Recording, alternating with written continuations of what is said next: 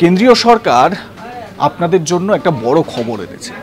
মাসে ৩,০০০ টাকা করে আপনাদের অ্যাকাউন্টে ঢুকতে পারে। শুনে আশ্চর্য লাগছে না?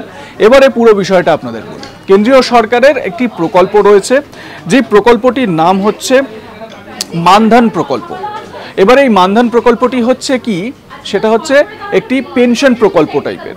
মানে ৬০ বছর হয়ে যাওয়ার পরে আপনাদের অ্যাকাউন্টে নির্দিষ্ট পরিমাণ টাকা দেওয়া হবে। কেন্দ্রীয় সরকার সেই টাকাটা ধার্য করেছে ৩,০০০ টাকা। ১৮ থেকে ৪০ বছর বয়স পর্যন্ত যে কোনো ব্যক্তি সঞ্চয় প্রকল্পে নাম তারা নথিভুক্ত করতে পারেন। তবে এর একটি ক্রাইটেরিয়া হচ্ছে সেই ব্যক্তিকে কৃষক হতে হবে, মানে চাষি হতে হবে। যারা চাষবাস করেন বা কৃষক, তাদেরকে এই প্রকল্পের সুবিধা দেওয়া হবে। ১৮ থেকে ৪০ বছর বয়সী যে কেউ নাম নথিভুক্ত করতে পারেন এবং ৬০ বছর পর থেকে তাদেরকে এই পেনশন প্রকল্পের আওতায় এনে প্রত্যেক মাসে ৩,০০০ টাকা করে দেওয়া হবে। এবারে এর মধ্যে যদি কোনো কৃষকের মৃত্যু হয় তাহলে তার পরিবারকে ৫০% টাকা দিয়ে দেবে কেন্দ্রীয় সরকার।